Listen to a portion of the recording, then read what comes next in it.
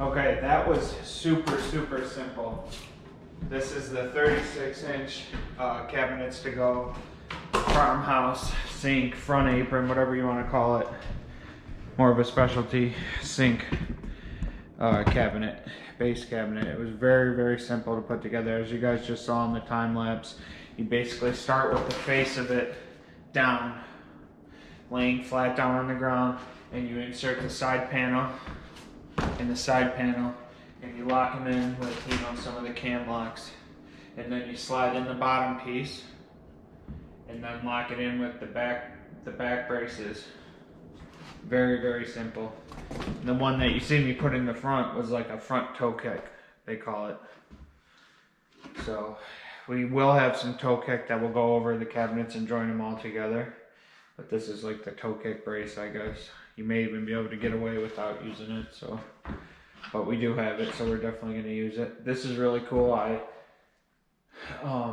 really don't even have to cut, definitely don't have to cut it for my drain pipe, because as you can see, it's all open in the back.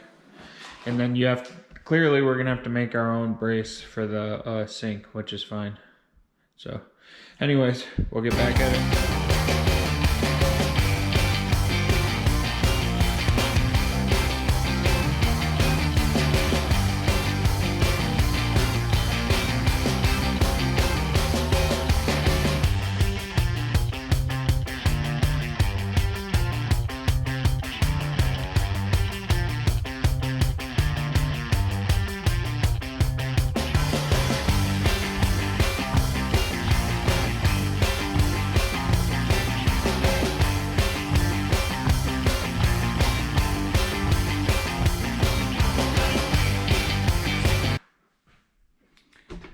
Hello everybody, I just wanted to make a little update video. I didn't film too much when we were hanging the cabinets just because it kind of happened so quick.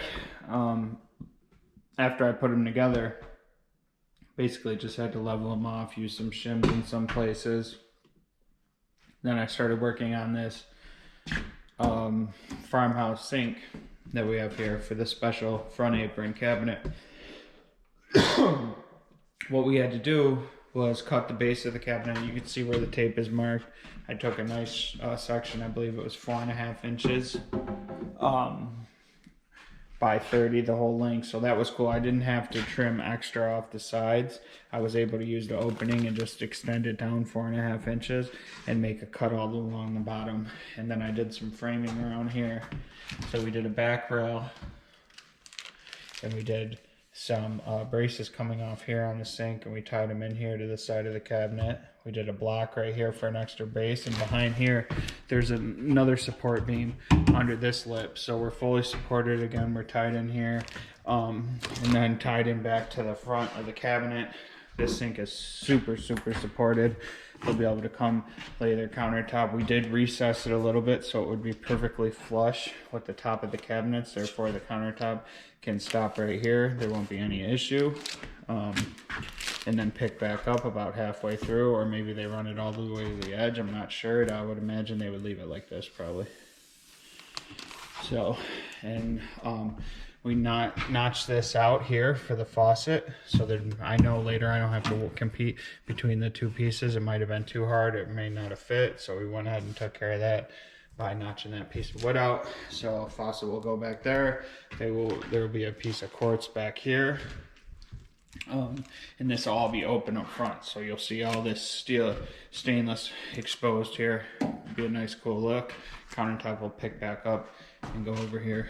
So got them all in, got them shimmed in. The wall's not straight, the floor is not perfectly level, so you do have to shim them. Just make sure you use your laser level or regular level. I was using everything to just constantly check as you go, make sure you're level. You know, one thing too, I had gotten this cabinet all level over here by itself. I forgot to grab the big level and run it across, so I ended up having to raise it up even higher to get it level all the way across. And then, you know, our sink went in really good. That's not going to be a true read because the sink is flush. So, okay, there you go. You can see we're perfectly level all the way across. Well, got the plastic wrap there, but again, we're level. We're looking good. We already know these are level.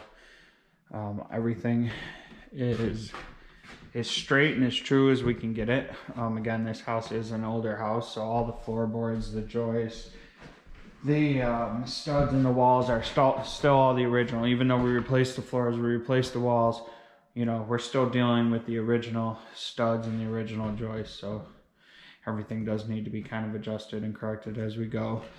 This side turned out really well also. We've got the 15 down here. The stove will be right here, exactly 30 inches from here to here, maybe just a hair extra. And the stove is 29.8, which is probably like 29 7/8. So it should be plenty enough to slide in out. You want that gap as tight as you can get it anyway. So, and as you see, once you get past the face of the cabinet, it's about another 1/4 inch recess. So plenty of room there.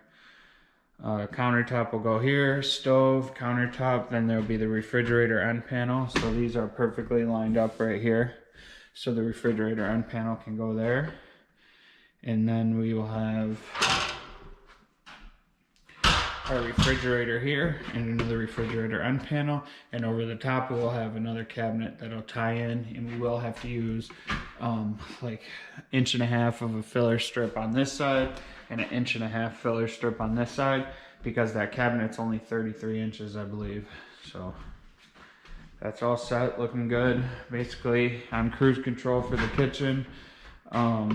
Really the only other thing I could do right now until I get the countertops measured is do some crown molding, but I might as well wait and do that at the end when I have the last cabinets in, get it all done at once.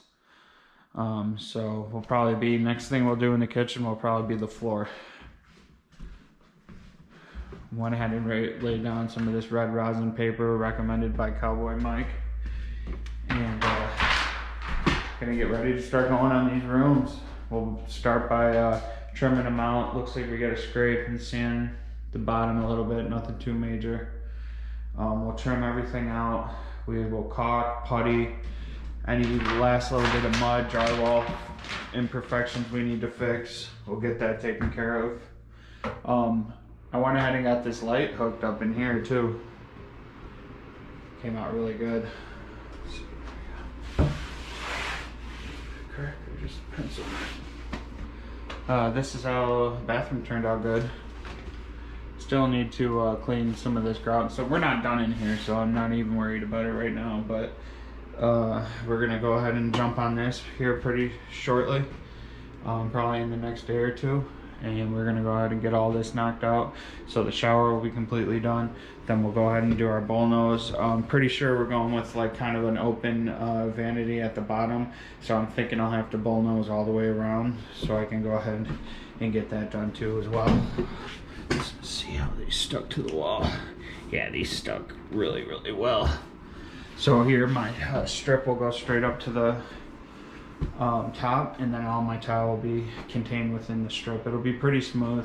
I'll bring over, I don't know, haven't really decided, but anywhere from 2 to 3 inches from the side of this tub. I just want to make sure I cover all the mortar, and you know, just obviously my paint too. You know, you can see where the waterproofing is and stuff. That was at exactly 32 inches, I believe. So we will see how it lays out. We'll see what cut pieces we can use here. If not, I did buy enough extra tile, so if I do have to use full pieces and cut them off, so be it.